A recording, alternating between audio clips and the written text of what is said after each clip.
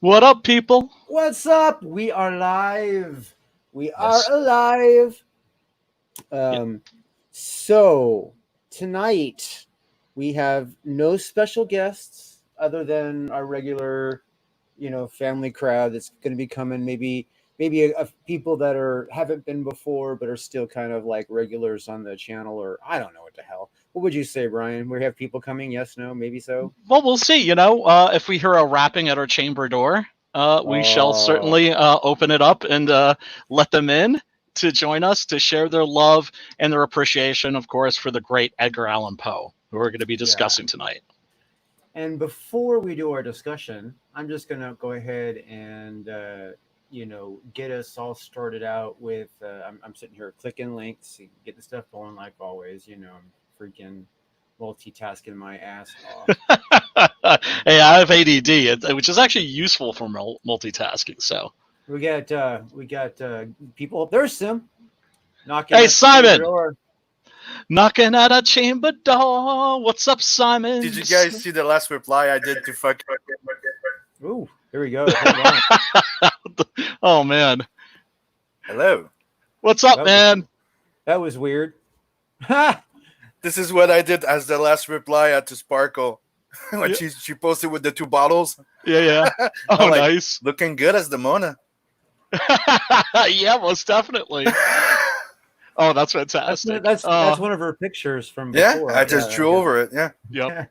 Turned her into Demona. Nice one, Simon. dude, I told you it's not as much a body as she has the facial structure. Yes.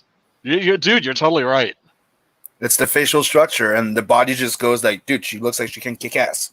Yep. Without a doubt. Oh, man, that's awesome. What up, Mogwai Centurion? What up, Lothar D? What up, HT Productions? And Only Twin What's up? Rot 10, baby. Triple R, Black Daddy. Everybody in the chat, thank you so much for joining us. Tonight, it's going to be a love fest. We're going to be loving on Edgar Allan Poe and sharing our appreciation. Totally, that's the plan tonight. And also everybody, thank you for coming. We totally appreciate it when you guys come and hang out. You know what We I do. mean? We have a love for horror, and we love it that we can share it with you guys. We would probably still do this if there was like nobody watching, which tells you how big of dorks we are. Without a doubt. Without a doubt. Mm, Sims all, not me. Fuck you guys. Well, here's the thing. Yeah, but here's the thing. I'm still Here- doing that. What the fuck are you talking Here's about? but here's the thing. Horror nerds are the least nerdy nerds. Like That's if you not go to true. yeah, it is. Well, I mean, in my experience. I've been to horror cons, guy. Don't take that much of a leap of faith, okay, please. Hey, man, all I'm saying is the horror conventions that I've been to, the parties have been debased. Okay? Yeah. It's fun. Like people are more down to earth and more sociable, but Yeah. come on, saying they're not as geeky. You might be right. They're You might usually be. just as geeky. Yeah. Just They're in a just different into way. they're just into cooler stuff. That's all. No, they're just into creepier stuff. You just think it's cool. I just think it's cooler, of course. Here's Oh man, we're looking at Nat the Merc. You suckers, Yeah. you need to sign up on the mailing list. look in the background. Ooh, she's got 4 boobies. Oh, well, yeah, 4 arms, so that means 4 pectoral muscles, which means 4 Mhm. boobies. I'm feeling triggered.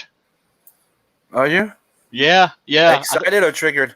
Triggered. I think I'm gonna have to hop on the twatter and cancel you right now, Simon. Well, Nothing personal, but Jesus, man, the canceling. this is gonna be the postcard. Oh, nice. Not the postcard, the trading card. Nice. Beautiful. Oh man, I can't wait to see this. Looking forward to my blood hunts. Yeah, they're all leaving. Like I went late, but they're all leaving tomorrow. So from the post office. Yeah. Yeah, actually, Brian, your copy of Chapter 1 leaves tomorrow. I put my books out today, and then I ended up packing your book immediately afterwards. Oh, thank you, dude. So Looking forward to it. Yours is sitting in the box, ready to go into the post office tomorrow. Hell yeah. Hell yeah. And speaking of, should I? It's not like a secret anymore. I have revealed the imagery for chapter 2. Yeah, Yep. the cover looks great. Oh, it looks fantastic. Got yourself a good replacement. Yeah. Yeah, sure did. I wonder where he found him. Mm-hmm. Shush. Zip it. Mm-mm. Shay. Hi Okay. Oh, hey, guys. hey, Shay. Hey, could you remove Mugwire there? I can't see Shay. I love Mugwire, but can you remove it? I'm Mogwai now. Why do I still have Mogwai up? I don't know. Because you didn't click him off. It's like we're looking up Mogwai's his avatar instead of this Glamazon who has deigned to grace us with her presence. Thank you Oh so my much for gosh. joining us. Yeah, you guys said you're talking about Poe, so I mean, Yeah. that's my Tonight's boy. That's your jam. Tonight's dedicated to Edgar Allan Poe. Yeah. Fuck Tonight's yeah. Yes, indeedy. I got my books. Oh, my books. Wait, where are my books? Are my books back there? This is always My a handy book's dandy up- one. My book is still on the shelf. I should probably grab it too, but all it is just a red book. It has. Hold like, up, I'm Edgar gonna go Allan get Poe mine. things. Okay, you got it. Oh, gosh. We'll hold the fort. So if I get this straight, Edgar Allan Poe is the guy that's behind the movie The Crow by Brendan Lee, right? Yes.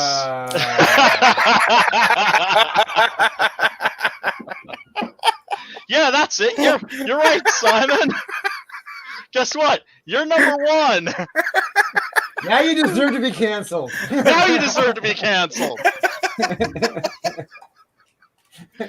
Yeah, I mean I got the wrong bird. It's through the Raven. Sorry. pretty much. Well, actually, the crows in the Crow aren't crows. They're actually ravens. Because I know. ravens evidently are smarter and they're easier to train. And they're big black birds, so it's not like, you or I can tell the difference. Actually, you can tell the The difference beak. with the beak. Yeah, Yeah. if you look really closely. The color of the beak. Right.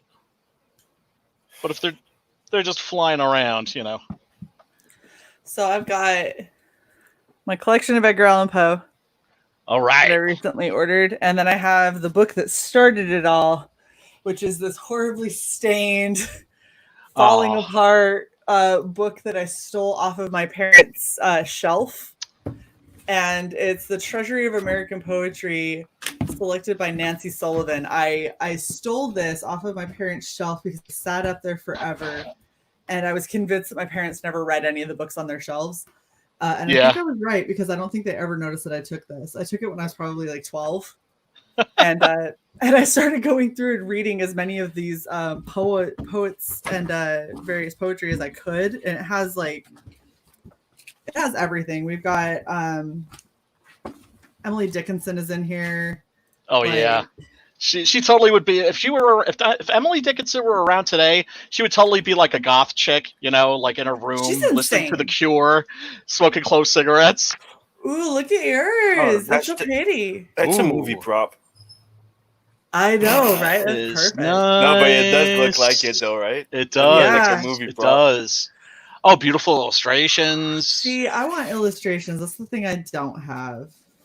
Well, I have an illustrated edition right here, but it's not particularly good. Ooh, look at that. Beautiful. Nice. Like woodcut style illustrations. I love those. This book is Cross-hatching. is so well used. yeah. It's falling Lo- apart. Or loved, as I like to say. Like Shay's yeah. is like, like the binding's all messed up and there's stains across the top. Oh, I love thing, books like that. This thing has had like coffee spilled on it and soda and like so I definitely did some of these stains. But it was also pretty well jacked up when I got it. And like if you look, like the cutting on it is terrible. So it's all like you have pages that are longer than others that are all like worn down and stuff now. And Yeah, it's all gnarly. I That's love great. this book so much. Yeah. Did it stay like many years, like hidden in a trap door in the floor? It might as well have. So my parents had these gigantic, when you have like the big armoires that go around a television from like Yeah. way back in the 90s. So they had one of those, and it was literally just filled with like books like this that look like this. Right. So I swear my parents just went to like a swap meet and bought like 5 sets of like Encyclopedia Britannica and shit like that, and just like put them all up there so it would look really nice. And then I found this one and I took it. And I think at one point I was like, Mom, did you notice that I took a book? And she was like, what book? And I was like, from the shelf. And she goes, what shelf? I was like, never mind. Like, you have one book that means she didn't notice. Yeah. Yeah. She had no idea. I'm looking for a book that I have of that I found at a used bookstore. It's Robert E. Howard doing like Lovecraftian stories, and it has a genuine. When I got it, it had a bookworm in it. Oh my gosh! Like it's desiccated corpse, a little dried up corpse, and you could see like a little tunnel that it had made in the book. I'd always heard of bookworms, right? And right. we're book people. People refer to us as bookworms, but I'd never actually seen a bookworm or like the damage that like a bookworm could do. So yeah, I cherish that. Although now I have no idea where it is. But yeah, when you have books like that, oh god, especially if you go to a book signing or you approach an author and you give them a book that is toe up like that, they beam. They have like this expression of joy on their faces because they know that book has been loved. So the thing is like I have memories of taking this book to school, right? Mm-hmm. I remember carrying around, and I thought I was so smart because I had a big thick book, right? Yeah. So I took this book to school, and I would open it up to Poe. I either opened it up to Poe, Emily Dickinson, or Robert Frost were the 3 that I read the most. Emily Dickinson is absolutely insane, and I would read her stuff and I'd be like, why do people like her so much? Like, I don't understand. She's so good. Have you developed an appreciation for her? There's certain things that I like about her, but I still hold true to the fact that she's absolutely off her rocker. Like, she definitely had like fluid on the brain for half of her writing. I could not stop for death, so death stopped for me. Some of those poems are absolutely fantastic and iconic. I mean, yeah, she was a recluse. We know that. Well, it's stuff like this. My friend must be a bird because it flies. Mortal my friend must be because it dies. Barbs has it like a bee. A curious friend, thou puzzles me. Like, well, okay. Well, Emily Dickinson always reminded me of my grandmother. Yeah. Okay? Like her writing always made me think of my grandma, because my grandma would always spat out this poetry that was just like something she was thinking, admiring a flower or whatever. And she get all this like serious poetic and she wasn't even trying to say anything. It was just, this flower is pretty, so I'm putting all this wording around it to express my appreciation for this flower. And that's how I absorb Emily Dickinson. Faith is a fine invention when gentlemen can see, but microscopes are prudent in an emergency. well, also it's worth mentioning that Poe wrote a lot of rubbish. Yeah, he did. Okay? There's a lot of rubbish in Poe. A lot of rubbish in Poe. So I always tell people, like, if you want to investigate Poe, don't... Ooh, Corbin! Nice. You know why I'm showing this, right? Yep. So within it, you have... Do you own shirts? Yes, I do, but when it's fucking hot, I'm not wearing them when I'm working. That's fair. It is own shirts. It's a little too much. The past 4 times you've seen him turn his camera on, he's always been topless. There's the Raven, the oval portrait, and the shadow within it. Nice. And the crow, the Raven one is fucking amazing. Oh man. Oh. All Corbin, right? Yep, all Corbin. Oh, I love Corbin. He just recently did a Lovecraft series that was fantastic. And see, this is a great one. What I want to do. This is like what I want to try and do. Something like that. Yeah. Well, I mean, there are horror anthologies, comic book anthologies there've been plenty, but it's always great when they're themed. If they're the same author. Actually, you know what? I remember First Comics back in the 80s were doing something that was reminiscent of the. Oh yeah, that's right. They brought back Classics Illustrated. Classics Illustrated were comics that were based on classic novels. Yeah, you got that they gave us when we were kids in school. So we got like a comic adaptation of Moby Dick. We got a comic book adaptation of The Count of Monte Cristo, and so on and so forth. And First Comics came out with this, which is absolutely wonderful. It's Edgar Allan Poe by Gahan Wilson. Yeah, that's the one I have. The Raven by Edgar Allan Poe. Yeah. Yep. And Gahan Wilson, if you don't know him, was sort of like Charles Addams. He would do like these single panel, creepy little comics that were published in the New Yorker and Playboy magazine. And so, for instance, here's his version of the Raven. You can see very whimsical style. Yeah, it looks like Don't Starve. Yeah. Yeah, excellent analogy. And yet he also managed to put, I think, a great deal of emotion and heart into a lot of these illustrations. The Conqueror Worm. Oh wait, Conqueror Worm is good, and I think, let's see. Oh, the Haunted Palace. There's this version of the Haunted Palace. That was really bright and happy. Yeah, it's like definitely designed for children. Right? Well, it's not actually. The artwork does seem to be to make makes Poe more digestible to you could say a more innocent-minded audience. And yet he was being published exclusively in the New Yorker and Playboy magazine. And of course, this was a first comic. This is for grown-ups. But yeah, you would think it is sort of like a children's book style that he had. Gahan Wilson, definitely check his stuff out. Oh, that's beautiful. What is that? Is that from the House of Usher? Madeline Usher? The dagger dropped gleaming upon the sable carpet. That's not Madeline Usher. Actually, Madeline Usher. I'll solo it so you can see the page better. Ooh. Oh man, look at that! That is freaking beautiful. Oh, that's lovely. Does it mention who the illustrator is? Illustrations are done by Harry Clark. Beautiful work.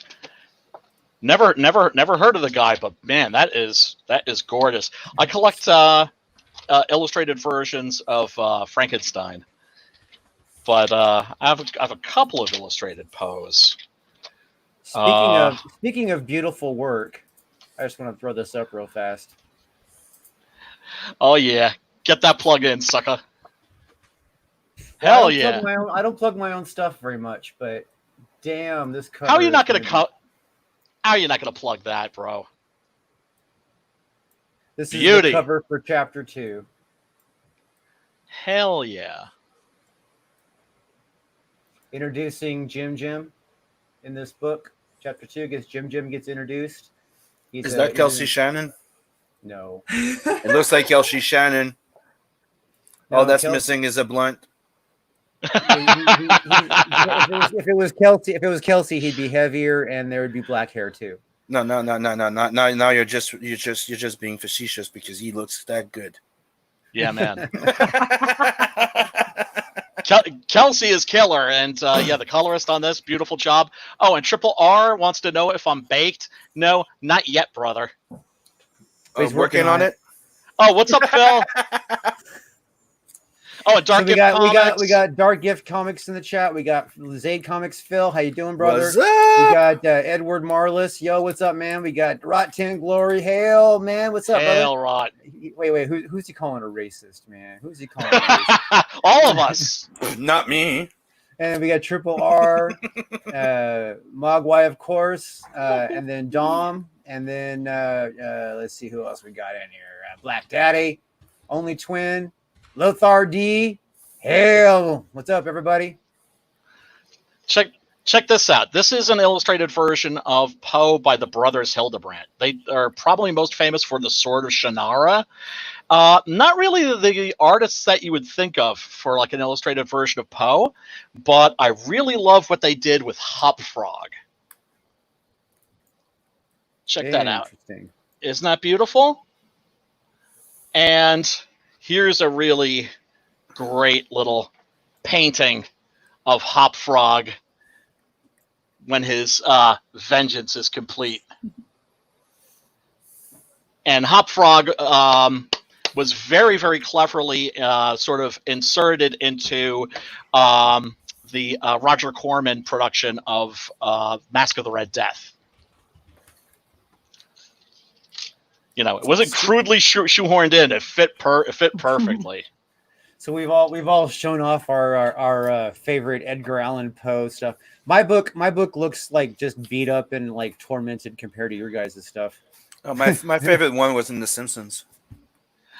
Oh yeah, that was really good too. I'm just fucking kidding. The Raven with Homer. Yeah, that was great. Anything.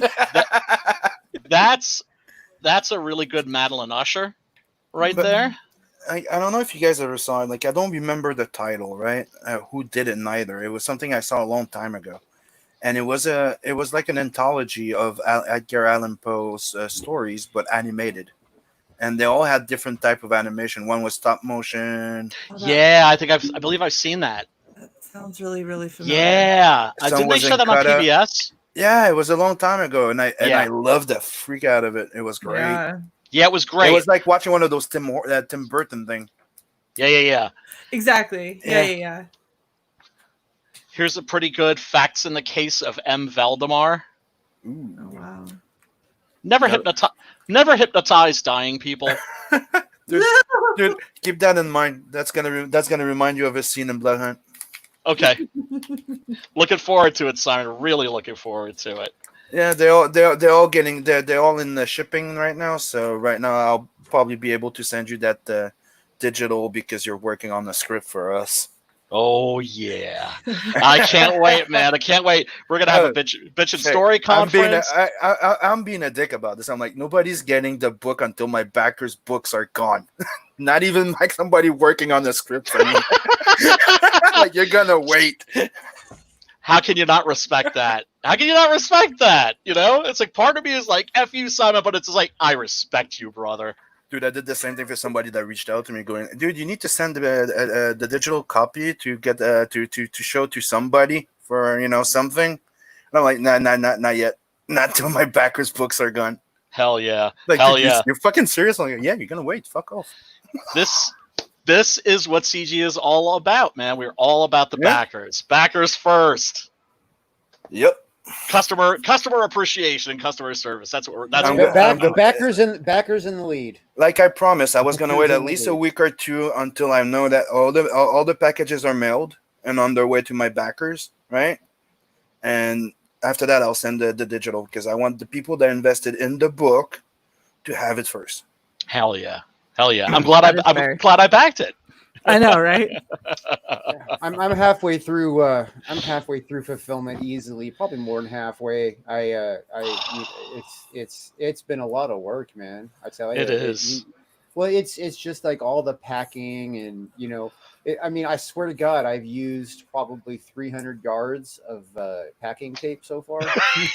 Yeah, seriously, you have to buy that shit in bulk. I learned that after my first campaign. You want to get like the big 8-pack from Costco. Dude, I'm telling you, that's one of the reasons why I buy them like this because this is a duct tape brand. It's duct brand. It's Easy Start. It's a really, really, really, really good brand to use. It's very reliable. It doesn't fall apart when you're trying to do it. It's well priced. Walmart carries it, and these are replacements. You know what I mean? So I just buy those, and then I buy Pop those them right in, right? Yeah, I just change them up when I run out. I mean, that's why I like those Gemini mailers. You don't need that much tape. You really don't. Gemini mailers are nice if you are sending something that is that size. The problem that I have with Gemini mailers is that anything like 11 by 17, 8.5 by 11, you know what I mean, has to be shrunk down. It will not fit in there. It has to be folded or whatever. I print in comic book size, or you send them as a separate mailer. Well, also Gemini mailers don't ship cheap internationally. So my method does. So my method's a little bit more expensive than Gemini mailers. Takes a little bit more time, but it's a better packing. So hail Drew's method. Which is all like behind me here in my method. It's all these. See this right here? These are all bubble wrap. Yeah, man. Oh man. Already separated and ready to be used. That is the weirdest optical illusion, because that looks like it is way, way, way in the background until you touched them, and then it's like, oh no, it's right there. Because those boxes look like regular size boxes that are like on your back wall. Yeah, like the depth mini perception boxes is all on the table. Yeah, like the table looks like flooring. And that was really trippy. Posters ready to go. Nice. Pepper Potts in demanding mode. Do you guys want to see something cool? Hell, no, we don't want to see something cool. We want to see something lame, Shay. I don't have any lame stuff around. No, of course not. The answer would be yes, madame. Shay, your book actually went out in the mail today. Just so you know, yours was actually out in the mail. So, not mine. I'm excited.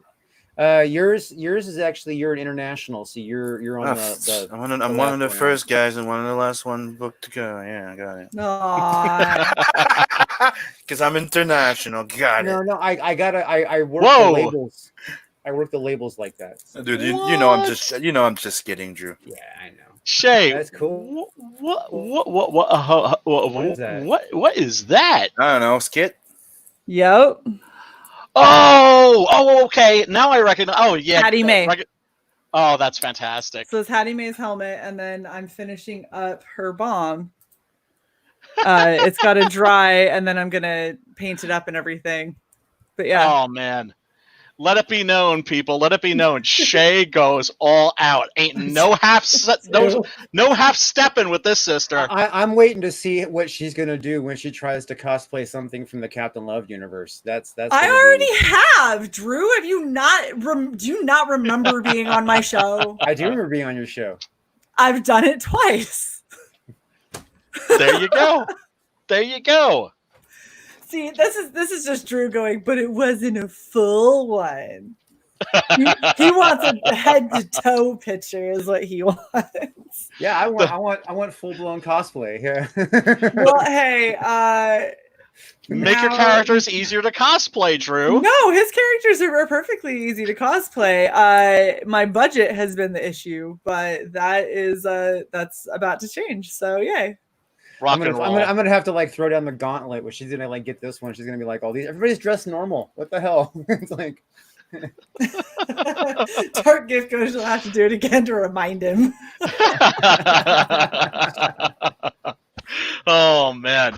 And of course, still the title holder has gotta be when you did Heidi from Monster MD. When I did Pinup Heidi, because I've done Heidi twice. The first time she came unraveled partway through the show. Don't wrap yourself. It's very difficult to keep it secure. Man. So that's why the second time I was like, fuck it, she's the invisible woman, I'll be invisible. Seriously, people, if you find that video, because Shay actually made herself invisible. Sorry, I just read what Rob just said. He goes, for you noobs, your book went out in the mail today is an activation code for hate. Hell, Rotten. Hell, bro. Oh man. You know, it's like everybody keeps saying that Comiskate is a hate group. I think people are confused. I think they're dropping a letter because Comiskate is a hated group. Yup. Exactly. That's because we're going right past the gatekeepers, and the gatekeepers don't appreciate that. What's the expression they're all using right now? Because we're so goddamn base. Is that it? I don't know. Is that the expression because we're base? Hey, I don't understand what half of these expressions are. Meaning we're basic. We're where who we are. We're not fake. Yep. And when we say what we think, and we know, Yeah, and that's what they mean by base. And hey, now we're officially on the right? CIA's radar, so we must be doing something right. Dude, I've been on the right? CIA's radar since I was like 12, man. I don't know what the hell you're I wholeheartedly believe that. 1,000%. Oh, I did. Yeah. Tom King is a CIA asset, without a doubt, and they put him in there to fuck around with comics. You guys are falling into conspiracy, putting too much intelligence into idiots. He's just a fucking retard on the web.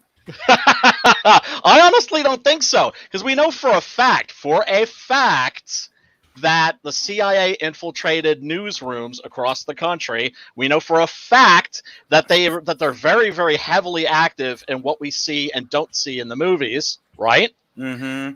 So I going think back and reshooting and changing the movies. Wait. The CIA's involvement in the movies, is that the investment level for message interpretation and underline? No, they get final say. They get like final cut, which is basically to say only they're when not putting money. Only when they put up the money. When they put up the money. No, I actually know. I know a little bit about that. The CIA CIA does not get checked with when someone lets a movie out. Okay.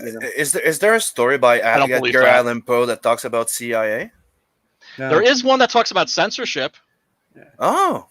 No, I'm sorry. It's not actually. It's not an Edgar Allan Poe story. It's a Ray Bradbury story about Edgar Allan Poe called Usher 2. Have you guys ever read this? It's part of the Martian Chronicles. No. Yeah, I have read the Martian Chronicles. Yeah, I've read the Martian Chronicles. I sent some links to a adaptation that they did on the Ray Bradbury Theater with Patrick McNee, aka Steed from the Avengers. That's absolutely fantastic. Basically, fantasy gets banned on Earth, right? And so you can't have Dungeons and Dragons, you can't have Arthurian tales, and you especially can't have horror, right? So you have this guy who's a big Edgar Allan Poe fan. He flies off to Mars, moves to Mars to get away from the Earth censorship. But the Earth censors make their way to Mars and discover that he's built a giant replica of the House of Usher. And he invites them in, and then they start getting killed in these very interesting ways that are like out of Poe's stories. Like one of them gets stuffed up the chimney, like in Murders in the Rue Morgue. One of them gets cut in half, like Pit in the Pendulum. And finally, he gets this one guy drunk, and he's like, okay, let's go downstairs. He's like, okay. It's like, I've got this really great stuff. It's called Amontillado. And the guy's like, all right. And so he leads him down the stairs, chains him up to the wall, just like in the Cask of Amontillado. And as he's walling him up, he says, if you had bothered to read the books that you burned, you would not be in this bitch. Mm-hmm. You would not be in this pickle right now if you'd bothered to read the damn books. I highly recommend it. It's a Ray Bradbury anti-censorship revenge fantasy. Yeah. To follow up on the CIA thing, I think that where we disconnect on that is that the CIA does monitor what Hollywood is up to, and if they're doing something that the CIA wants to keep secret, they will come to them and they will do an injunction. Yeah. Well, I mean, we know for a fact that but they do put up money. You guys had to bring it back away from Edgar Allan Poe again. Yep. Yeah. Sure did. God, can't leave it hanging. Although we are going to watch this. Oh yeah. Ravenwood. Ravenwood. That they lay eggs. We're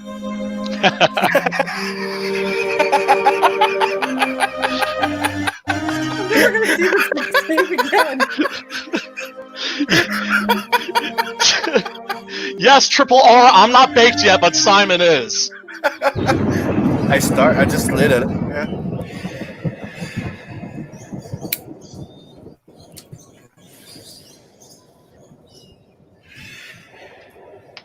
Once, upon a midnight dreary, while I pondered weak and weary over many a quaint and curious volume of forgotten lore, while I nodded, nearly napping, suddenly there came a tapping as of someone gently rapping at my chamber door. "'Tis some visitor," I muttered, tapping at my chamber door. "Only this, and nothing more."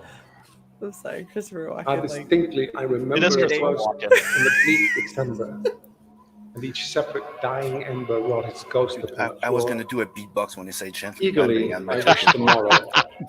Vainly, I had sought to borrow from my books surcease of sorrow. Sorrow for the lost Lenore, for the rare and radiant maiden whom the angels name Lenore. Nameless here, forevermore. And the silken, sad, uncertain rustling of each purple curtain thrilled me, filled me with fantastic terrors never felt before, so that now, to still the beating of my heart, I stood repeating, "'Tis some visitor, entreating entrance at my chamber door, some late visitor, entreating entrance at my chamber door. This it is, and nothing more." Presently, my soul grew stronger. Hesitating then no longer, "Sir," said I, "or madam, truly your forgiveness I implore, but the fact is I was napping. And so gently you came rapping, and so faintly you came tapping at my chamber door, that I scarce was sure I heard you. Here, I opened wide the door. Darkness there. Nothing more. Deep into that darkness peering. Long I stood there wondering, fearing, doubting, dreaming dreams no mortal ever dared to dream before, but silence was unbroken. The stillness gave no token. And the only word there spoken was the whispered word, "Lenore." This I whispered, and an echo murmured back the word, "Lenore." Merely this, nothing more. This editing was done by some emo high school kid. Yeah, it was. Like, it's so was. bad. Back It is. into the chamber turning, all my soul within me burning. Soon again, I heard a tapping, somewhat And louder this is than terrible. before. Surely, said I, surely that is something at my window lattice. That's a Let me Ned's see Lord. then what thereat is in this mystery. Explore. Let my heart be still a Keeps moment. with the cadence of the This poem. mystery Like, explore. it's a terrible edition. Well, like, where did the axe come into it? Open 'Cause here, it's- I flung the shutter. It's When, lightning. with many a Thunder. thud and You're flutter, getting in there stepped a thunderstruck. stately Get it? raven. Oh. Saintly rage floor. Not just obeisance, maybe, not a minute stopped or steady, but with mien of lord or lady, perched above my chamber door, perched upon a bust of Pallas, just above my chamber door, perched and sat. Nothing more. Then, this ebony bird beguiling my sad fancy into smiling, by the grave and stirred decorum of the countenance it wore. Though thy crest be shorn and shaven, thou, I said, art sure no craven, ghastly, grim, and ancient raven, wandering from the nightly shore. Tell me what thy lordly name is on the night's Plutonian shore. Quoth the raven, nevermore. Can you name all the movies? Marvel this ungainly fowl. That's King of New York. Keenly, though its answer little meaning, little relevance it bore, for we cannot help agreeing that no living human being ever yet was blessed with seeing bird above his chamber door, bird or beast, upon the sculpted bust, upon his chamber door, with such a name as nevermore. That's from The Crow. But the raven, sitting lonely on the palace bust, This is spoke not only Where's that one Waldo. word. No. And that one word he did out. I can't help it. I can't help it, man. This video is horrible. I know. Me Shut neither. Video is really bad. You know, you're the one that sent it to me. I know. Well, the audio is great until they put in that fucking Tomorrow. guitar riff. He will leave. I This is feel from a like- record that came out years ago. Right. I feel like Then, Walken kind of said, he Never glosses over some of the more impactful lines by saying them like super fast. Yeah. And then he holds on lines a little too long that I don't think are as impactful as he acted them to be. So like to me, I feel like his cadence is still off. But Yeah. You get the feeling that he didn't spend time with the poem before. I think they Well, ruined it but, I by mean- the echo effect that they put in the audio. You notice that there's an effect that was added to the audio. for that edit, and I think that's why I ruined it a lot. You hear the echo and stuff. I wheeled a cushioned seat in front of bird and bust and door. Like I told you, like you said before, the edgelord. Well, so like this whole scene right here, he's talking about putting, taking a chair and sitting it down in front of the raven. He says it so flat, and it's like, no, at this point in the poem, he's like, all right, bitch, let's fucking do this shit. You're gonna sit in front of my door? It's like, all right, bring it. And he's squaring off with death. Like, and Christopher Walken says it like, so I sat on the cushioned seat. And it's like, wow. On the cushion felt he's basically pissed off. He's like, motherfucker, you took my love away from me. With the lamplight, you ruined my life. Press on nevermore. Then methought the air grew denser, perfumed from an unseen censer swung by seraphim, whose footfalls tinkled on the tufted floor. Wretch, I cried, thy God hath lent thee. By these angels he hath sent thee respite and content thee from the memories of Lenore Quaff, or quaff this kind nepenthe, and forget this lost Lenore, quoth the raven, nevermore. I'm convinced he's incapable of sounding super furious. Bird or devil, like he the tempest can sank sound over the tempest tossed thee here ashore, stern, desolate, yet and all he can sound annoyed, but he can't sound like desperately angry and terrified at the same time. He's incapable of that emotion. Is there balm in Gilead? Tell me, I implore, quoth the raven, nevermore. Prophet, said I, think of evil. Prophet, still it bird or devil, by that heaven that bends above us, by that God we both adore. Tell this soul with sorrow laden, if within the distant Aden it shall clasp a sainted maiden whom the angels name Lenore. Clasp a rare and radiant maiden whom the angels name Lenore, quoth the raven. Nevermore. Like, this is where Homer comes in. Of bird or fiend, I shrieked, upstarting, get thee back into the tempest, and the night's Plutonian shore. Leave no black plume as a token of that lie thy soul had spoken. Leave my loneliness unbroken, quit the bust above my door, take thy beak from out my heart, and take thy form from off my door, quoth the raven. Nevermore.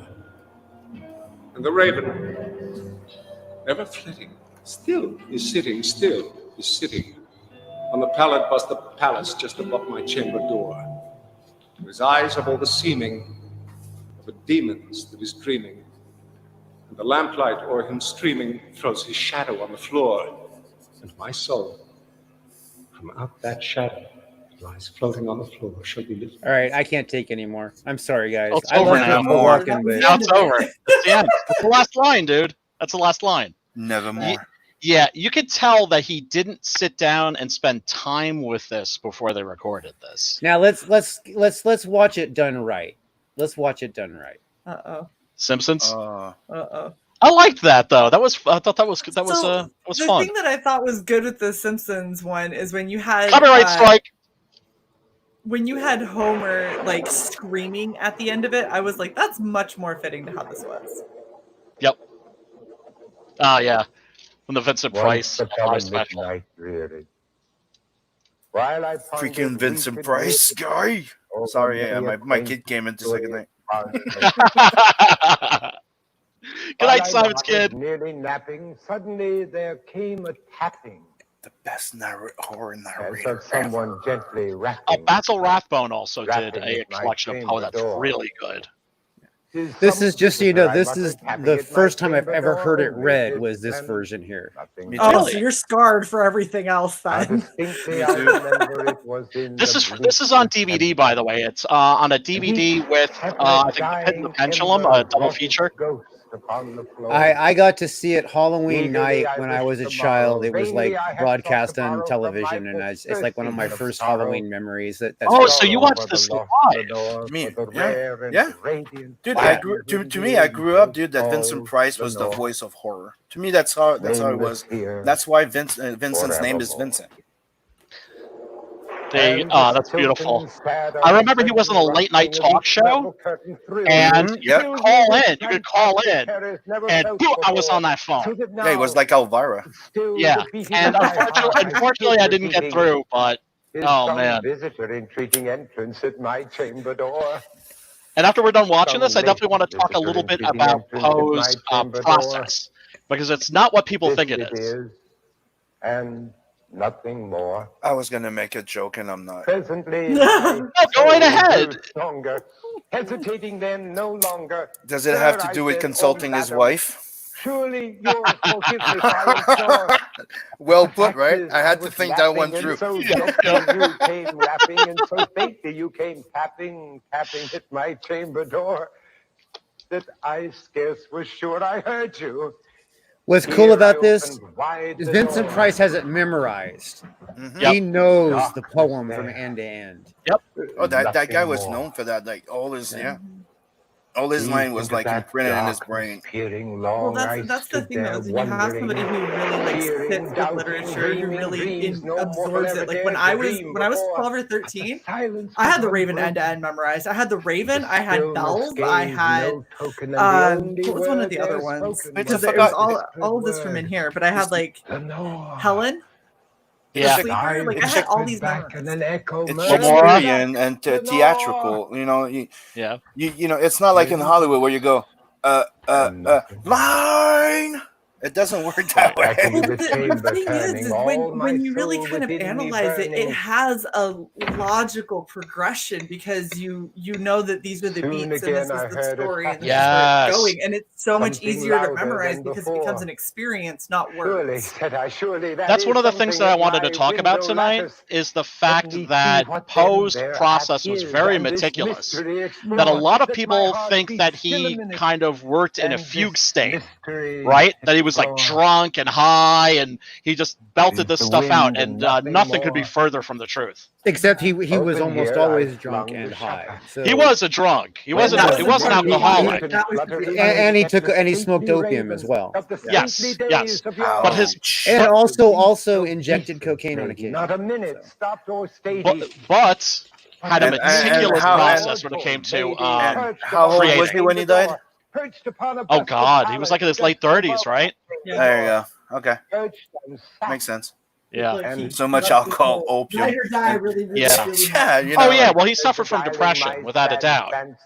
They called it melancholy back then. you know, after that they called it like "Die Young, Leave a Beautiful Corpse." Well,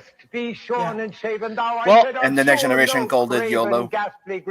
Yeah, there you go. Wandering from the night's Plutonian shore, tell me That what thy lordly name role- is. I can do it. Wandering. Oh, how does he do that? Both the raven. I can do it when I'm speaking really shitty Spanish or Farsi, but I can't do it in the words Much I wandering. marvel this ungainly fowl. And to hear it's this also worth voice so mentioning plainly. that the How it Raven transfer little made meaning Poe into famous, relevancy bore. but it didn't make him For we rich. cannot help agreeing He that made no living $75 human being off this ever poem yet that was made him blessed a with seeing literary bird above sensation. his chamber door, Well, bird that's the or thing, though, beast, is upon the way the that sculptured you bust become a above famous his author chamber is you door. die With such a Well, that name helps. as after. never That helps. That helped with But the Lovecraft. That raven also helped with sitting Poe. lonely on his Poe really placid wasn't bust spoke that only famous that in America. one It word. was actually the As if his French who soul really in that discovered one Poe. word he did Baudelaire, outpour. in particular, considered Nothing him farther a than he uttered, not a spiritual feather brother. than he fluttered, Mm-hmm. till I scarcely more I think than it's funny muttered, that the other second he friends died, have flown like, before.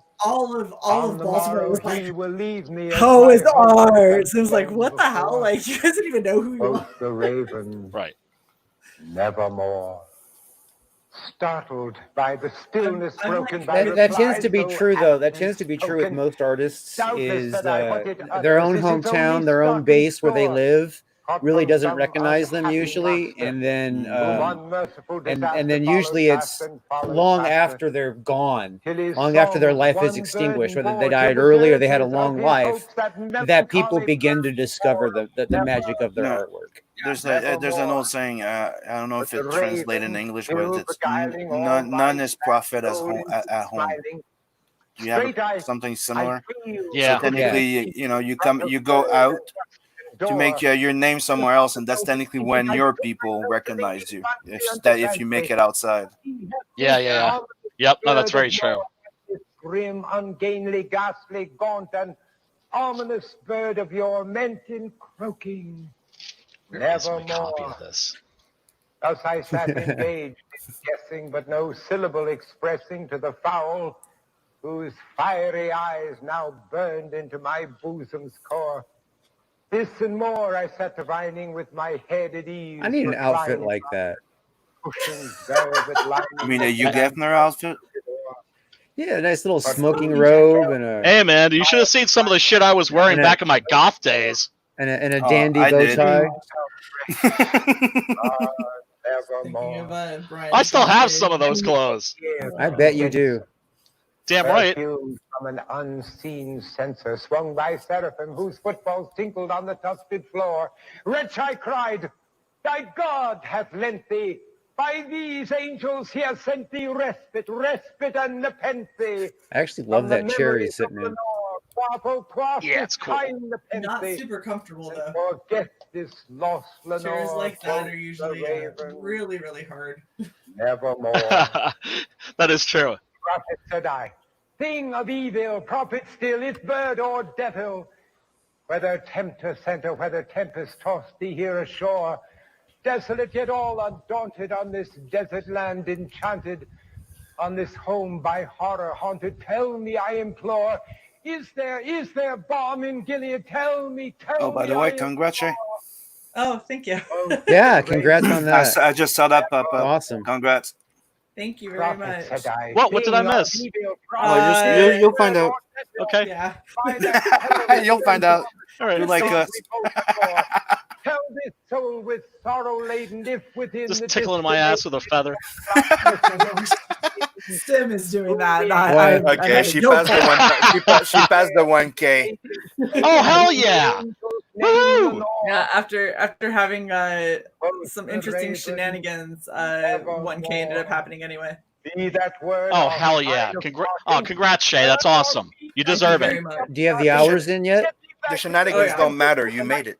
Get it? Yup. Yup. Leave no black plume as a token of that lie. The shenanigans make your victory all that more impressive. Exactly. Thank you. My door.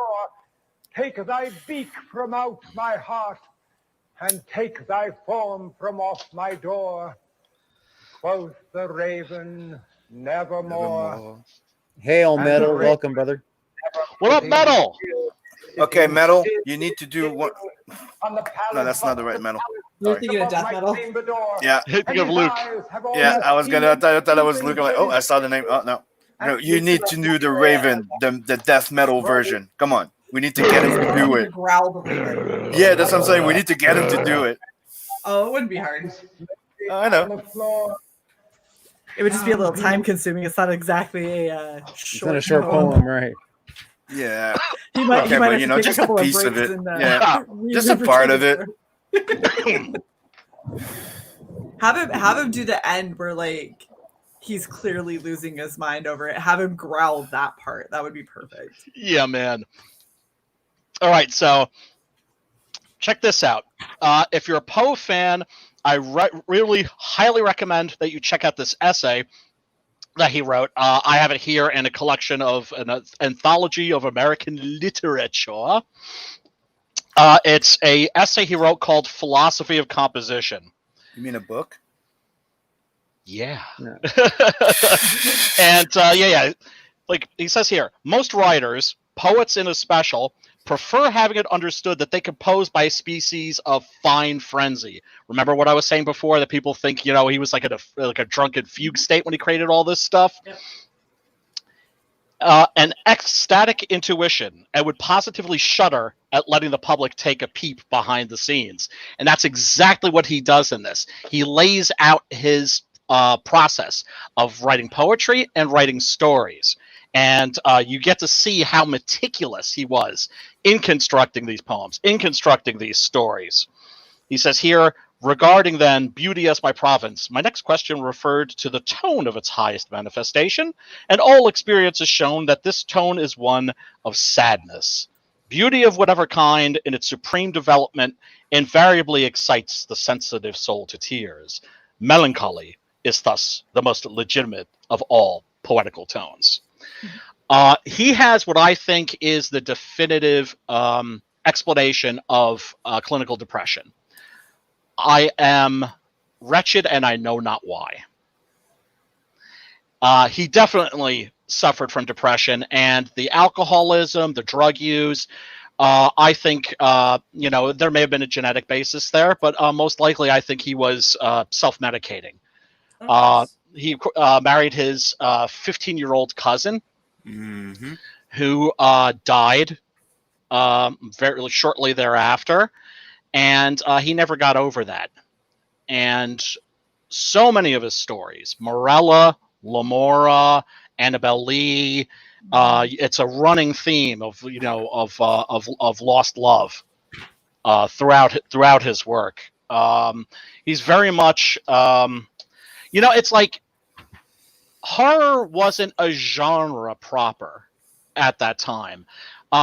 He wrote a lot about Nathaniel Hawthorne, who came before him. Nathaniel Hawthorne, who wrote The House of the Seven Gables and The Scarlet Letter, and also wrote Twice Told Tales, which is a collection of horror stories that were a huge inspiration on Poe. I think Nathaniel Hawthorne is maybe the most underrated American author. And if you're a Poe fan, check out Hawthorne. You will not be sorry. But, and another thing, too. He says, here then the poem may be said to have its beginning, at the end, where all works of art should begin. That's definitely one thing that I do when I'm writing, is I always make sure I have my ending first. Doesn't mean you have to stick to the ending once you get to it. You can always change it, but, always have your ending first for me. Well, when you're going to tell a story, you got to know what the story is. So, like, if there's no ending, then there's no completion to your story. You know what I mean? Yeah, I mean, for me, it's an anxiety thing. I'll feel anxious if I don't know my ending, and I can't write when I'm anxious. So I know I'm not going to paint myself into a corner. It's just not going to happen. I mean, a smart person formulating a story should always know that. I guess I see it because I learned as a younger man, how to formulate things. My English teacher, right, was real strict about it, and he would say that, like, when you're going to tell a story, okay, like, what is the story? You know what I mean? And then you would, and then you'd say, like, oh yeah, Johnny goes to the park and this and that. Okay, so what happens in the story that's important? Something in the middle happens, something at the end, and then how does it wrap up? You know what I mean? So, like, all those elements you address before you even start making your notes. Maybe you just jot them down rough so that you don't have to say them twice. But then you look at your ending, and that's the first thing you focus on. How does this story end? Right. Yep. And then you put that at the end of your note taking, your timeline, or however you start. I go notes to timeline to template. You know what I mean? So you put that at the end, and then you're like, oh, what are the, like, climactic moments? You know what I mean? Is there one? Is there two or three? Right. You build it from the ground up. Right. You create the skeleton, then put the muscles on. Exactly. Yeah. Yeah, and that is the best way to write a story, and it's also the best way to control your story. If you're going to write comic books, that is the best advice I can give anybody who's putting together a comic book. Hell yeah, because you can space out your story and how you need to break it down so that you fill in the writing when it's time to actually do the writing. You know what I mean? The composing of the dialogue and the formatting of whatever.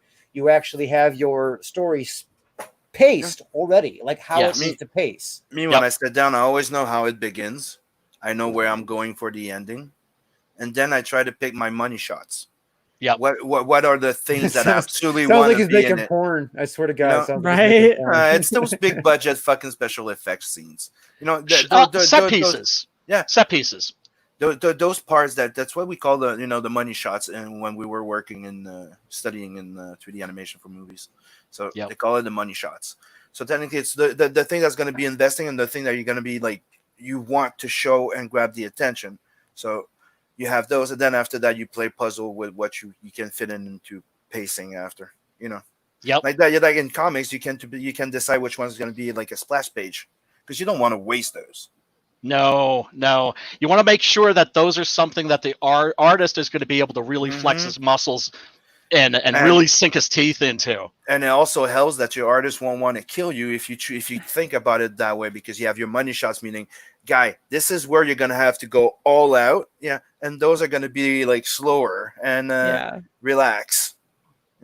Now, you see, this is why we're going to have a good working relationship on the Doc Salem Blood Hunt crossover, is because I know if I'm not coming correct, you guys will point that shit out and it won't hurt my fifis. I'll be like, oh, yeah, you're right. Okay.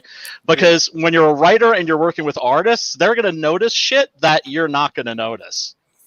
And sometimes you have to be careful not to write stuff that they can't draw, you know? I mean, if I've had an artist go, dude, how do you expect me to draw this? I'm like, oh, well, you have to see everything very, very clearly in your head as you're laying down your script, as you're laying down your panels. You know, and then the artist can fuck with it, and you know, if you have the emphasis on one panel, and he sees that the drama is in another, he'll maximize that other panel and shrink the other one. You know, stuff like that. It's pacing. It's storytelling. Ain't just the drawing and the words. It's how you place your squares. How an element in each panel is supposed to lead to the following panel. Yeah. Everything is used for storytelling, including the lettering, the coloring. You know. That's why when you're auditioning an artist, you're not just looking at, you know, the overall quality of their art, right? If they send you character sketches and shit, that's fine. But what's their storytelling like? And their storytelling is one of the things that you'll notice if you see previous work of theirs. You know, if they've done other comics, like when before I hired Adrian, I bought all of the comics that he did for DC and Dark Horse, and I read them. I was like, okay, that's the guy, because his storytelling worked. So yeah, that's another thing. Boy, this turned into like a comic book writing workshop fast, didn't it? Anytime that you would talk about Edgar Allan Poe, it's going to turn into a writer's workshop. I mean, he is like the. I mean, okay, I don't know if you've ever taken an English class, right? That delves into poetry at all. Yeah, Edgar Allan Poe is like a day's discussion at least. Yeah. He's a giant. He's one of the titans. Oh yeah. Because I don't know if it's that he translates really well into French. Because you know how there are some authors that translate well, others don't. Like Goethe, for instance, doesn't translate that well into English as much as like Rainer Maria Rilke, right? He translates into English perfectly. So I don't know. Maybe Poe translated really well into French. Do you think maybe that was a factor, Simon? Probably, I don't know, because we still have Shakespeare's and all those. Yeah, there was always adaptation, but the big ones, they were always translated. Like art has always been made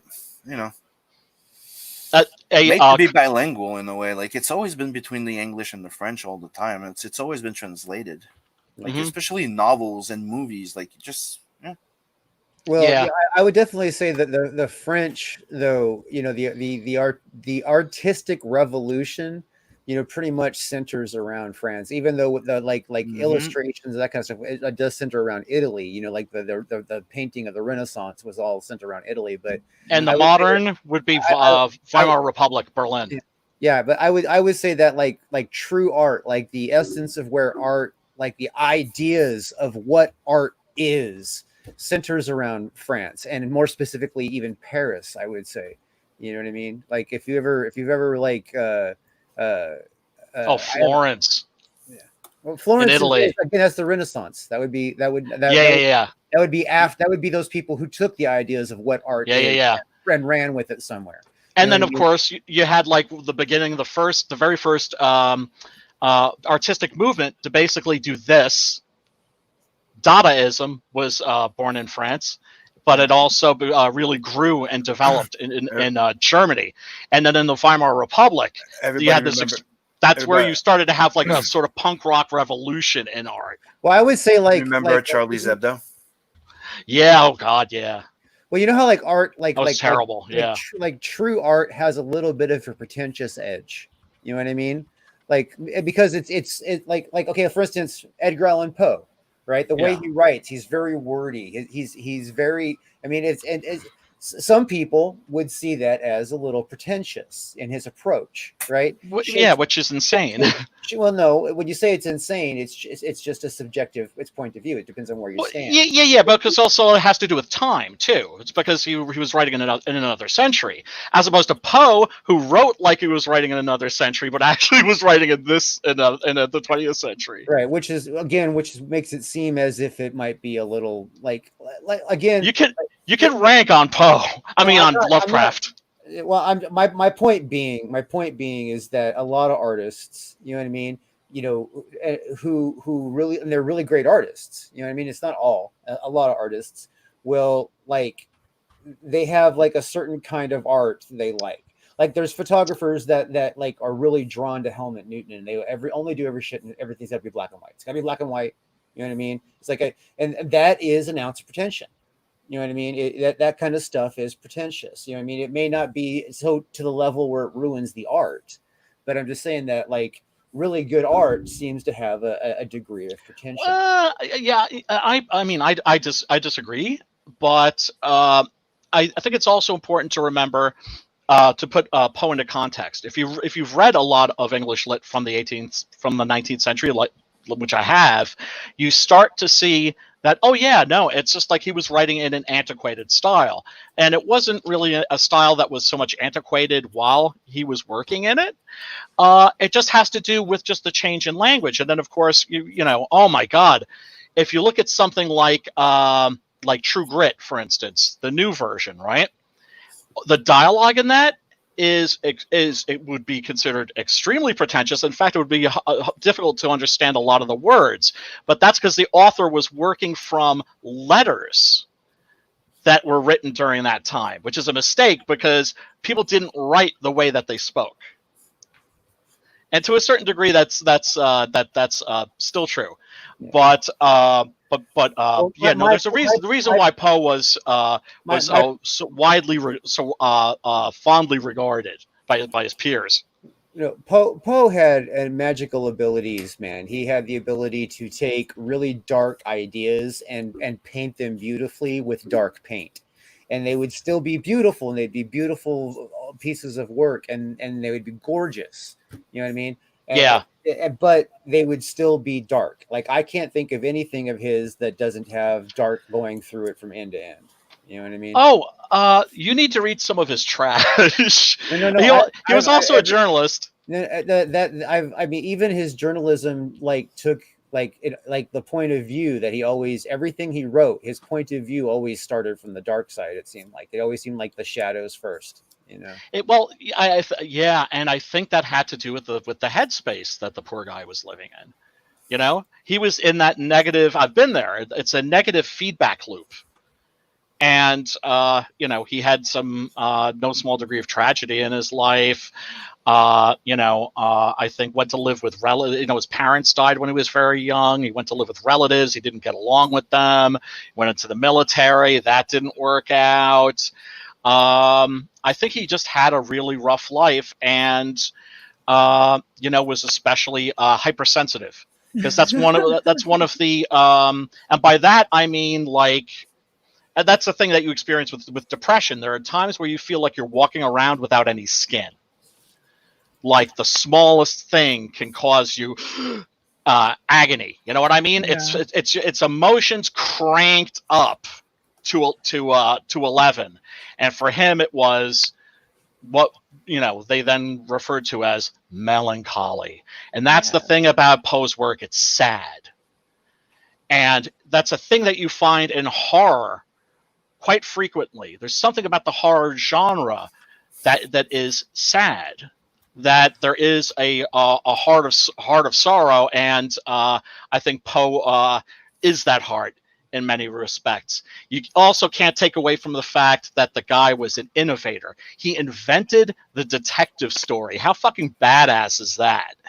Yeah. Right? There some of his stories were amazing. I mean, no author is perfect from every story to every story. Oh, definitely not Poe. Yeah. I mean, some of his reading is pretty painful.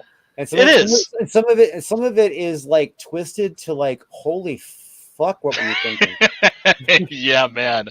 Yeah, there's a certain sort of like a necrophiliac quality. Yeah, you know, I kind of think love and death. I wonder I wonder if anybody really painted him correctly, like off site, like, you know, like there's probably a reason why like women were really kind of like loved him, but then when they got to know him, they were repelled by him. You know what I mean? Well, the thing is, so Poe, most of Poe's writing came from an incredibly emotional, like a very emotionally raw place, right? Yeah. And so he's writing and he's bearing a soul. The thing is, he didn't seem to have an off for that. So for a lot of emotional writers, like I tend to write from a more emotional place. It's usually easier for a lot of writers to write from a more emotional place as long as you're okay being kind of really open to whoever's going to read your work. But for a lot of writers, you kind of bleed it all out on the page, and then you can regain composure and regain your sense of self and move on. Right. And I don't think that Poe had that. I think that Poe was so profoundly broken, emotionally, that he would bleed out on page, and the pages couldn't take all of the blood. So he still had all of this kind of like necrotic, you know, blood pulsing through his veins that he just couldn't get past. And so whenever women would read his work, or women would be around and hear him do these really, like, he seemed like a very sensitive person, the way that he would go through all of his writing, but there was never an off. And that's something that I think is very off-putting. Like, having someone who can tap into that is attractive and alluring, but having somebody who can never get out of that is exhausting. Absolutely. Absolutely. It's so true. And, you know, Stephen King said something really interesting about horror, something that's always stayed with me. And in Danse Macabre, which is a book that he wrote, I actually just happen to have a copy right here, a book that he wrote about horror and horror literature and horror movies. And he talks a lot about Poe. And he says that basically what the horror story is trying to do is that it's giving you a message. And that message is life is shit. Yeah. Life is pain and torment and suffering. Right. But then you have authors like someone like King, where there's a ray of light. Mm-hmm. And it's like, yeah, there's hell, but there's also heaven. And, you know, it's just, there's a chance for redemption at the end. Absolutely. Poe didn't live in the chance of redemption. Poe lived in the dismal despair of everything is going to suck forever. He wrote the same line. I almost like he didn't think he understood hope. I don't like, it's almost like he didn't understand. Well, because he suffered too much tragedy too early on in life for him to learn how to move past that. And I mean, you got to think, if you're going to think about emotional maturity, now granted, people died younger, so people matured quicker, but even still, dying at 30, like in your 30s, that you're still just getting your feet under you. You're still just experiencing life and just starting to really come into who you are. Yeah. And if you look at all of the pain and torment that he had leading up to that moment, it's like having a traumatized child that never had anyone to kind of nurture him out of that trauma. Yeah. And so he just had trauma on top of trauma, and he found the only way to cope that he could, which was drugs and alcohol and writing these really dismal tales. And for him, hope didn't exist. There was no more hope. Like hope had been long since lost. There's that moment in the David Cronenberg Naked Lunch movie where this character is writing, and another character asks, "What are you writing?" And she says the same thing over and over again: "All is lost. All is lost." That was Poe. It's a perfect example of despair. When there's a difference between somebody who suffers from depression and somebody whose entire existence is depression and despair, and there's no hope of anything ever getting any better. That's kind of where Poe lived. Torment forever.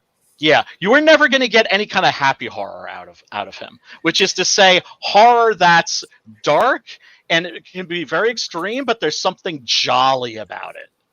You know, there's something very fuck yeah about it, like the Texas Chainsaw Massacre. Well, because there's always a turning point. And if you pay attention to any of the modern horror stories that we have, there's always a moment of hope. There's always something like, if you can get away from the haunted house, then you can break the power that the demon has over you. If you can throw Freddy Krueger into a giant like oven, then he goes away for many decades and you'll be okay. Like there's always this moment of hope, no matter how much of a sliver it is, it's always there. You can always get away or fight back. Exactly. But the stuff that Poe was suffering from, there's no escape from. Wherever he goes, whatever he does, you know, morning to night, a bit like Lovecraft.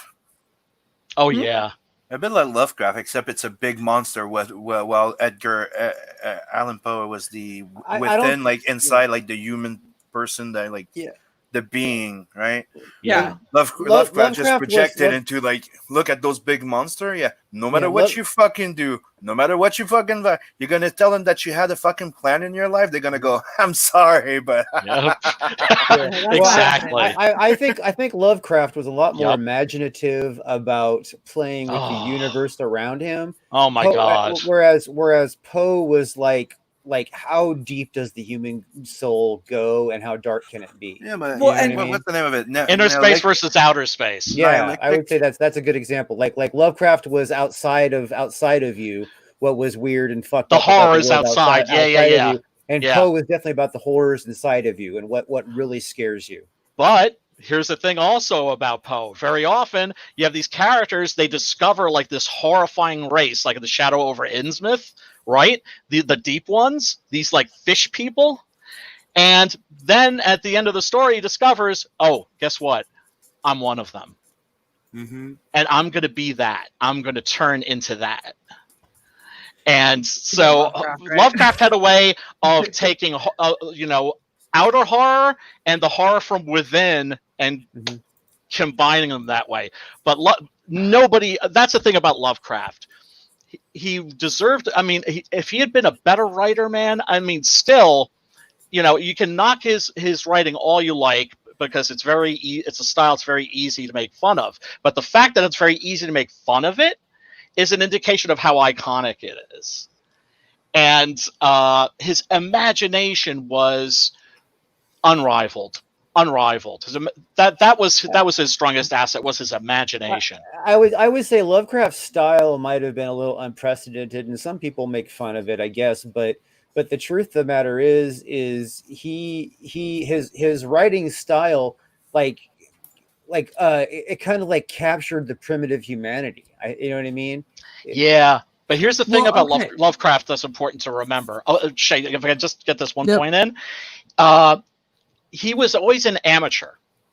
He sold a couple of stories to Weird Tales, but, when they asked him, hey, have you got a novel? He was like, no, I don't. Meanwhile, he had The Case of Charles Dexter Ward and The Dream Quest of Unknown Gaddafi, like in a drawer somewhere.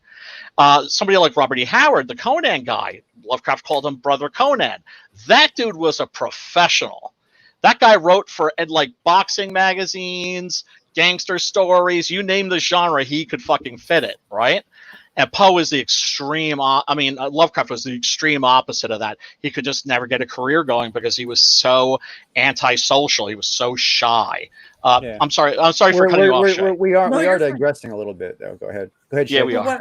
What I was gonna say is, I think something that a lot of people misunderstand. I don't think Poe was writing for anyone else. Poe was writing for himself. He was writing for himself and then offering it up to the public. And if the public liked it, fantastic. And if they didn't, fuck them. It wasn't for them. He was auto-analyzing himself. Exactly. That's what it was. That's what I was trying to say. It's like he was exposing his reflection. He was actually going through it himself and how he was feeling, expressing his relation with life and how death and everything, and trying to experience and share it with his reader. Exactly. Yeah. He was trying to process everything that he was going through and why he was so profoundly broken that he just couldn't see. Like, he could see people that were happy. He could see people that could go on with life. And he couldn't find that happiness, and he didn't understand why he was so broken. And so all of his writing, it's really similar to how the idea for my horror anthology started. I sat down one night when I was the first time that I'd ever experienced depression. I sat down with a journal and I wrote a journal entry. And towards the end, it started getting so fantastical and no longer in grip with reality that when I went back and read it the next morning, I went, holy fuck, I could twist this very easily into a horror story. And I started realizing that it's because what I was experiencing was so foreign to me. I didn't know how to process it. So I was grasping at anything I could and putting it down on paper to try and understand what it is I was feeling. And I think that that's a lot of what Poe did is he didn't write stuff for other people's consumption. He was writing stuff for himself, but because he was constantly writing and because a lot of what he wrote really made people think and feel. Like, I don't know if you guys remember, one of my favorite poems that he did was The Bells. Yes. And it's because it's got 4 parts and each part gets progressively longer, right? Yep. Everything starts happy. It starts with happy sleigh bells. It moves on to wedding bells. It starts to get warning and dismal with alarm bells. And it ends with funeral bells. Yeah. It ends with big, heavy, brazen bells that are, swaying to and fro and everything. He wrote stuff like that because he's trying to process all of these different emotions and see what it is that makes people feel that way. And if you notice when he's talking about the happy, it's about a stanza. It's really, really short. When he starts talking about the dismal, it goes on for a page and a half. Right. Because he understands dismal a lot more. And so he expands on this to such lengths and people went, wow, this is really good. You should publish it. And he was just like, yeah, okay, like, let's give it a shot. If I can make money off of it, maybe that'll bring me happiness. But he was never writing with the intent of like, I'm going to make this for public consumption and everybody's going to love it. He was like, nah, fuck all you. I'm trying to figure out why I'm broken. Well, at the same time, he did have a, I'm trying to remember where the reference that where I read this, but I do remember reading about Poe was like he got pleasure out of disturbing people, right? And the thing is that same pleasure out of disturbing people also got him socially bullied. So it was really weird. Well, those two things happened at the same time. Think of it this way, right? If you feel like everybody has this level of reality, right? And you are somehow living outside of that reality. And you give these people, all these sheeple, right? A glimpse into the shit that you go through every single day. Yeah, right? You pay. And you watch these guys, you watch them crumble with just the sliver of what you experience day in and day out. You watch it break people. You watch people start to lose their minds and they get angry because they don't like what they're feeling and they lash out because they don't like what they're feeling. Yep. And you're sitting over here going, you have absolutely no idea what it's like to do that every single day. And, And it's a way of him kind of going, I have at least a little bit of superiority because I can handle this every day. I have been for my entire life. Yeah, you can't handle it for an hour. Like an hour, you're breaking. Yup. And so he gets cocky and he gets really arrogant and has this idea of like, man, you guys are so weak and so much less than, and nobody likes to hear anything like that. So of course they're gonna lash out. Of course he's gonna be socially bullied because he's kind of a dickhead. Yep. Like. Let's be honest. Poe is an asshole, but he, like, socially speaking, to people who didn't know him, to people that I would say he was not being an asshole, but he was so blunt and direct, and that's what I'm saying. I would say he was borderline. He was borderline antisocial. Just, you know what I mean? No, but you were doing right when you said he was a dick. Like, yes, he was a dick, but an asshole was a bit too far. Like he was one. He was one synonymous in my world. Like he was in reality, he was probably like one psychotic break away from being a homicidal killer. You know what I mean? Oh, I don't think so. He was way too gentle for that, because that's the other thing about him. There was a real gentleness to his soul. There had to be for him to produce the work that he did. At least I think. I won't say gentle. I would say that he was too intellectual to have a break psychotic enough for him to become a sociopath. Yeah. Oh yeah, like definitely not a sociopath. He's too much into analyzing himself and the world around him in an attempt to try and understand that it was too much for him to end up having an actual psychotic break. Like he had that much of a grasp of reality, but he he was just really, he was like the ultimate pessimist. Yeah. If he were alive today, I'd be like, bro, come to my support group. Let's get you some Zoloft, man. Yeah, come on to my support group. Chill with us. You're gonna find out you're not alone. Other people, that stuff that you think you're going through that's unique to you, you'll tell us about it, like all ashamed, and then you'll see people nodding their heads. except Poe would probably go to those groups maybe once, and then sit there and then be all judgmental. And be like, fuck all these people. I'm never come back again. None of you know my pain. Dude, we have had people at my support group exactly like that. Like that. And for those of you that don't know, I like co-run like a depression bipolar support group. So if you think I'm a little fucked up, yeah, you're right.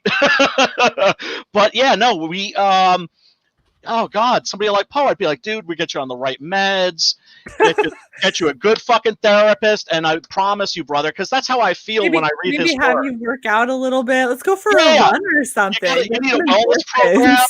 Bro, come with me. We'll do some Tai Chi. I'll show you some German longsword, okay? That shit's fun, I promise you.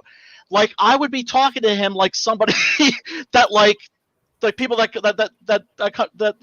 come to the group when I meet somebody, and like whenever I mention this shit too, like on live streams, people will like shoot me DMs. There's always gonna be somebody that's like, yeah, I've been dealing with this shit, and I'm like, oh, don't worry, I'm gonna hook you up, brother.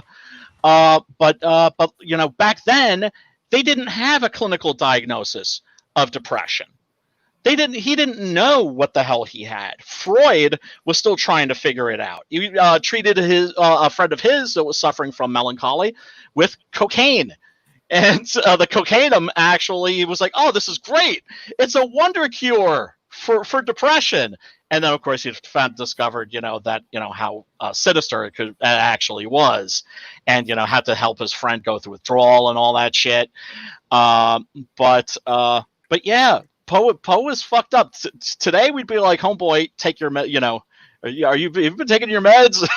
Yeah. But back then, he was, somebody like him was very much alone, much alone. Just like Star said, he found peace in absence. Like he found peace in absinthe has never been like a mild liquor. Like it's always been a very serious bit of alcohol. And the fact that he was like, he graduated to the point to where the only thing that could give him even a moment's respite was something that can so profoundly fuck you up entirely. But here's the thing about absinthe. I'm rather fond of it myself. It gets you really, really fucked up, but in a lucid way. Yeah. So you get high out of your mind, but you can still think straight, if that makes any sense. It's a very, very peculiar beverage. It's like having a disembodiment moment, like where you're outside of yourself. It's a hallucinogen, like LSD or mushrooms or something. Yeah, that's wormwood. Yeah. Which is finally legal. Yeah. Oh, I mean, I don't drink very often these days, but when I do drink, it's absinthe. I hate the legal now. I can't. Yes, it's legal. It's been legal for a couple of years, actually. Yeah. Like, wow. Before I went to, I went to England, or maybe not quite that long, but yeah, it's been at least the past 5 years. I want to say closer to 11, but I'm not entirely sure.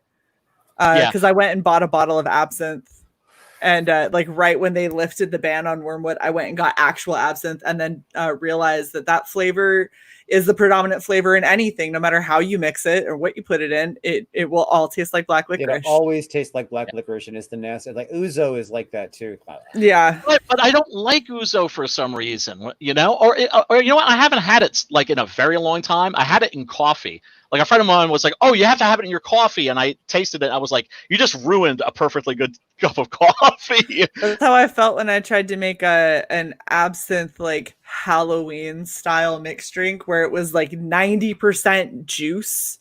That had like, oh yeah, you're gonna do orange juice and cranberry juice, and it's gonna have that nice effect and everything. And they're like, absinthe, just a little bit of absinthe. Nope, ruined it. You ain't mixing, you ain't mixing that with absinthe nothing but water. It seems to work two ways. It seems to work okay as a shot or as a Jello shot mixed with Jello, gelatin, and salt. Oh no! You gotta water. You gotta water that shit down. You gotta water that shit down with the sugar cube. You know. Yeah, if you have it traditionally, but it's terrible. That's how I like it. Do you live in the spring break area?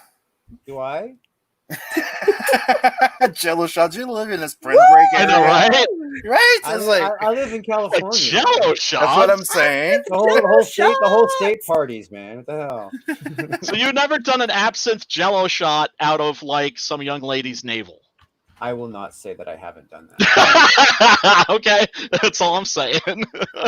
But yeah, if you don't like, I have, but it wasn't absinthe. Okay, there you go. Yeah, I haven't either. It's like a little too. Well, I haven't either. So. I'm not alone. Jello shots. I would say absinthe is a great way for Jello shots to kick your ass. Another one is Everclear. It will make the Jello shot like fire.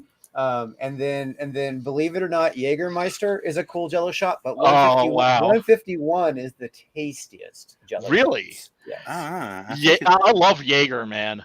But it's one of those things. It's like, if you don't like black licorice, stay the fuck away from absinthe. Yes. If you do like, it's one of those things. You will taste it all night. You will taste it all night. There's nothing that'll make it go away. And no matter you could have anything you want all night long. At that point, just pound back whatever you started drinking that had absinthe in it, so at least you can get the buzz. It has the same taste as Sambuca. The funny thing is, a friend of mine when we were first trying absinthe, he tried it when he had a little bit of a sore throat, and he ended up like really, really enjoying it because he was like, "Oh, I don't even feel my throat anymore. Everything's great." And I was like, "Oh, that's awesome." I'm totally numb thanks to wormwood. And I went, "That's a little concerning." And so the next time he had a sore throat, he's like, "You got any more of that absinthe?" I was like, "This is not medicine. Like, go have some Dayquil like a normal human being." What, like Scissor? You know, there's alcohol in Dayquil, right? Yeah, it's fine. It's not wormwood. Oh, by the way, just had to show off. Check these out. You can get these really cheap people. Midnight Movies DVDs from MGM. This has The Tomb of Ligeia and Vincent Price in an evening with Edgar Allan Poe. That's where that clip that we saw before of him reading The Raven is from. You can get this, the oblong box, although that comes with Scream Baby Scream. And then you've got this really sweet one, which is The Premature Burial, and my absolute favorite Poe movie of all time, The Mask of the Red Death. So, like, you could probably find these on Amazon for, like, cheap. Get the whole series. Let me see if I can find it. I still have it. I randomly found something, and I tried tagging you in a post about it because I thought you'd get a kick out of it, Brian. Okay. I think you thought you were going through stuff. Just randomly. What you got? Oh, hell yeah. Did you get those in the bargain basement bin? I got them at my local comic book shop that was shutting down, so I paid 50 cents a piece for them. Nice. So nice. I paid $1.50 and got 1, 2, and 3 of 6. Well, read them and then give me your honest opinion. Well, honest opinion. Honest opinion. All I'm saying is that there were people when it came out that went toe to toe, like people. That's when I actually knew that it wasn't going to be a failure. Was when like people on the internet were saying, yeah, actually this indie Six Gun Girl is better. I was like, fuck yeah. Oh my goodness. Who can breathe? Well, guys, I actually have to get going. I've got a couple of things I got to finish up, and I would like to maybe go to sleep before 2 a.m. tonight. So. But thank you for having me on. It was super fun talking about Poe and all of the other tangents because there were many. Yeah, always a pleasure, Queen of cosplay. And congratulations on getting to the 1K point. Thank you. You earned that, sister. You earned that shit. Now start working them super chats. Yeah, so I'm waiting for YouTube to finish approving it, and then we'll probably do a little chill stream as like a mini celebration. But we're not having the big celebration until Psy's back, because without Psy, Red Valkyrie wouldn't even be a thing. So Psy gets back. Her. Hopefully, Psy gets back in October. Fingers crossed, hopefully. And then once they're back, we'll have a giant party. I've got a bunch of artists that are donating art. I've got a bunch of comics. I see about getting some other cool stuff, and I'm just going to raffle all of it away. Fucking awesome. And then I'm going to pay out the ass for shipping, and it'll be fine. That's what the super chats are for. Exactly. Super chats for shipping. We got your back, sister. Don't worry about it. Yeah, thank you so much for having me on, guys. Thank you so much for coming. Wonderful talking to all three of you. You guys are awesome. I'll see you next time. Likewise, sister. Take care. Bye. Oh man, she's great. Queen of cosplay in CG, without a doubt. Do you want to play another clip, or is that going to get us banned? I was wondering what clip to play. I sent you a buttload. I previewed a bunch of them. I'm like, no, this isn't gonna work. And I'm like, because they were just like scenes from the movie, and they weren't like the good scenes. Because I did time code those, but yeah, folks, if you're wondering like why we sweat video clips, it's because they can get our stream taken down. And YouTube has been and eventually the channel too. Yes, correctamundo. Let me see. So yeah, because we were going to do a Poe show a while back, but that ended up getting put on the back burner.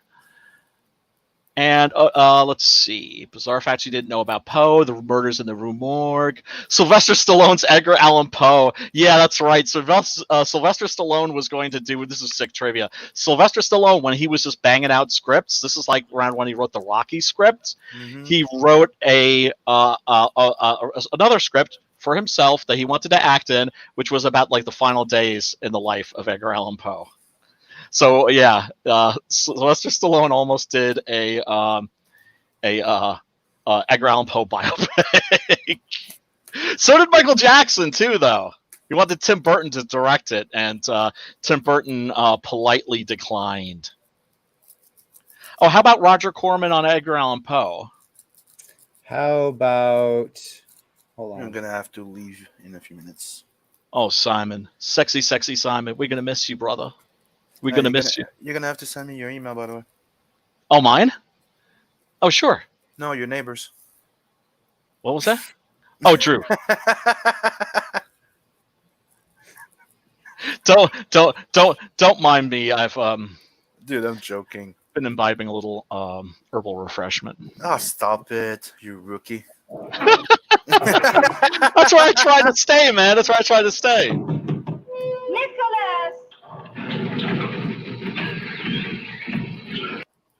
Yeah, the pendulum. Yeah, of course, my favorite thing about. Go ahead. This story gave me nightmares. All right, this story. When I first read it, I was 6, maybe. Yeah. It was like before I was even introduced to heavy metal comics, so I was really young. Right. So and I wasn't supposed to be reading it, and it scared the fuck out of me. It is one of his scarier stories. It is, and even though it has like a historical setting, which is like the Spanish Inquisition, Torquemada, all that shit, it's like something out of. Actually, I would say like the modern equivalent would be like something like Saw, where basically you've been put in like a fucking like a hellish death trap.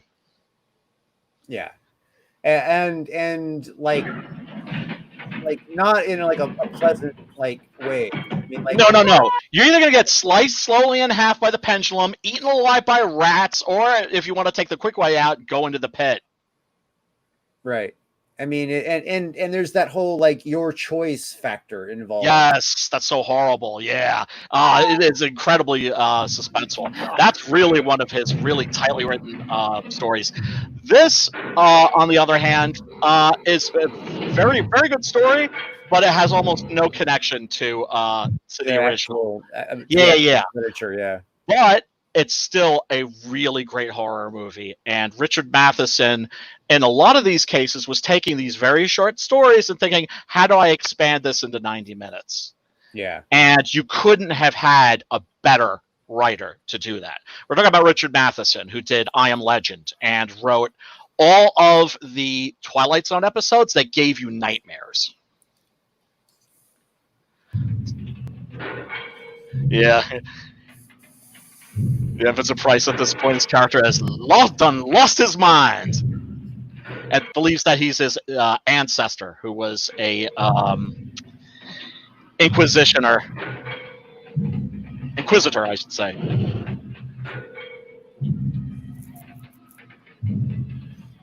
Yeah. This movie's Also, a mindfuck, but this movie's a mindfuck, but it's nowhere near as scary as the story itself. Oh no, nothing is. Of course, my favorite thing about this movie, Barbara Steele never looked hotter. Never looked hotter. Smoking hot in this. And a bitch on wheels. That's just that's kind of, you know, unsettling right there. A little closer and a little closer. Although that setup, just so we're clear, this setup has appeared in so many fucking type of things, and I wonder where originally. I mean, it's because was this like an actual like I don't way believe so. they kill people in the Spanish Inquisition? I didn't. No. I mean, because I don't remember any like torture devices or anything like that being brought up in history or like that. It's almost like Poe invented this out of his head. He did. He absolutely did. If you've studied the Spanish Inquisition, you look at all the torture implements that they had. They never had anything like this. Nothing. No, yeah, this is absolutely from the mind of Poe. Yeah, and I mean it's like a slow, like just like horror until it starts to slowly cut you up. I mean, it's not like it comes down and does one big cut and you're done. It's you're slowly cut and slowly, just dissected one slice at a time. Yeah, and then of course you could also get eaten by the rats. There's that part in the story where I think the rats. He put some food or something, I think. I forget. Or he starts bleeding, and that draws the rats, and they're trying to eat him, and they're gnawing at him, but they gnaw the rope. And that's how he gets free. That's the other thing too. The Pit and the Pendulum actually has a happy ending. Yeah, depends on what you consider that happy. So is that the original Saw? Right? Yeah. Kinda, yeah. Maybe. I mean, because I mean, honestly, also Poe is kind of like credited for having like the origin of dark horror writing. Yep. You know. Yep. Absolutely. And like I said, he also invented the detective story, which he did in Murders in the Rue Morgue. Yeah. I mean, there were obviously horror writers before Poe. I mean, there's all kinds of horror and sci-fi and all kinds of ghost stories. Yeah. You know what I mean? But as far as like the dark horror, the stuff that like, as a genre, he invented it. It really started with him, and that's the other thing that's awesome. It's like we can be proud of as Americans. Is Poe was one of ours. Lovecraft was one of ours. So it's like another awesome thing that America created, like rock and roll. Like Dixieland. So we did a lot of bad shit, but we produced some fucking kick-ass horror.